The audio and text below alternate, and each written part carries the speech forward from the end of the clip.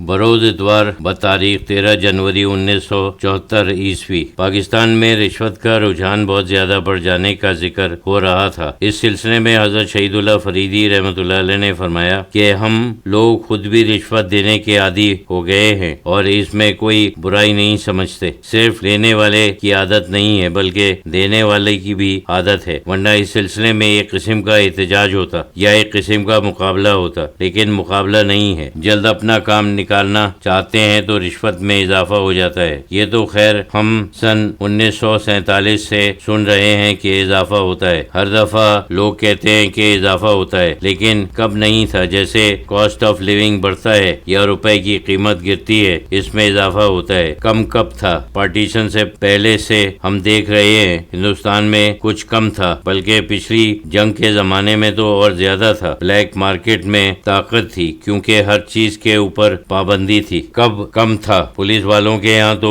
میرے خیال میں 100 سال سے ہو رہا ہے، بلکہ اس سے بھی زیادہ۔ غالباً موہنجو دڑو میں بھی ان کی یہی روش ہوگی۔ ہندوستان اور پاکستان دونوں میں یہ ہے۔ ہندوستان کے کسی انگریزی اخبار میں تھا کہ لوگ یہ شکایت کرتے ہیں جو ہم یہاں کرتے ہیں، جب تک انسان مجبور نہ ہو جائے۔ بہرحال گناہ تو ہے، بلکہ گناہ کبیرہ ہے۔ حدیث میں ہے الراشی والمرتشی کلاہما فی النار، یعنی رشوت لینے والے اور رشوت دینے والے دونوں جہنم میں جائیں گے۔ لیکن اتنا تو ہم ضرور کہیں گے کہ جو مجبوراً دیتے ہیں، جیسے مثلاً اپنا شناختی کارڈ بنوانے جاتے ہیں تو وہ کہتے ہیں کہ جب تک تم 5 روپے نہ دو گے تو میں تصدیق نہیں کروں گا۔ اب اس کو تو بنوانا ہی ہے، اور دوسری بات یہ ہے کہ اس کا حق ہے، لیکن وہ اس کا حق روک رہا ہے، بغیر اس کے اس کا حق نہیں ملے گا تو وہ پھر مجبور ہو گیا، یعنی اس کو تو دینا نہیں ہے، کوئی ناجائز فائدہ نہیں اٹھانا ہے، صرف مجبوری ہے۔ ایسے موقع پر تو انسان جائز حق لینے کے لیے دیتا ہے، لیکن باقی تو صرف ناجائز فائدہ اٹھانے کے لیے ہوتا ہے کہ میرا کام پہلے ہو جائے اور دوسرے کا بعد میں ہو۔ اس کا تو کوئی جواز نہیں ہے۔ کئی سال پہلے کی بات ہے، ایک دفعہ میں پاسپورٹ بنوانے کے لیے گیا تھا۔ اس زمانے میں سپرنٹینڈنٹ سب کچھ ہوتا تھا، چودھری بنا ہوا تھا، سب کام وہی کرتا تھا۔ درخواست دیے ہوئے بہت دن ہو گئے تھے اور میں خود گیا۔ اس نے کہا کہ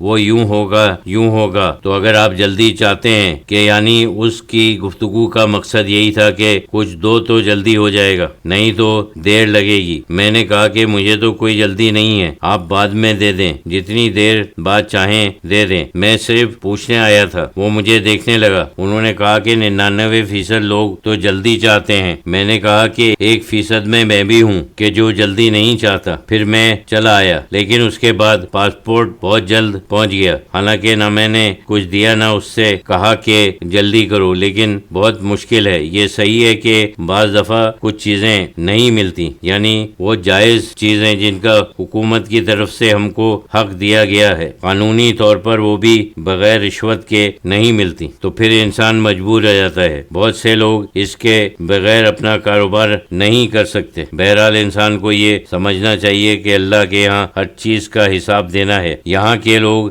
لینے کے بھی عادی ہیں اور دینے کے بھی عادی ہیں۔ جیسے بعض ملکوں میں ملیریا بہت ہوتا ہے، اسی طرح یہ بیماری وبا کی شکل میں ہے۔ حالانکہ تقوی کے معنی یہ ہیں کہ ہر وقت انسان سوچے کہ اللہ تعالیٰ دیکھ رہا ہے اور کہیں ادھر ادھر میرے قدم نہ ڈگمگائیں۔ تقوی کے معنی یہی ہیں کہ احتیاط کر، خالی ڈر نہیں ہے، کیونکہ ڈر کا لفظ اور ہے، بلکہ اس قسم کا محتاط رہنا اور ہوشیار رہنا کہ اللہ تعالیٰ کے کسی حکم کی مخالفت نہ ہو۔ ایک صاحب نے عرض کیا کہ جب میں مسجد میں نماز کے فرض کے بعد کچھ وظیفہ پڑھتا تھا تو ایک صاحب نے ایک دن انہوں نے یہ مسئلہ سمجھایا کہ جس نماز کے بعد سنتیں ہوں تو وظائف سنتوں کے بعد پڑھنے چاہیے، اور جس نماز کے بعد سنتیں نہیں ہیں اس میں بیٹھ کر وظیفہ پڑھ سکتے ہیں، کیونکہ فرشتے نماز کو لے جانے کے لیے انتظار کرتے ہیں، فرشتے رکے رہتے ہیں، سنت کے بعد وہ چلے جاتے ہیں۔ حضرت شہید اللہ فریدی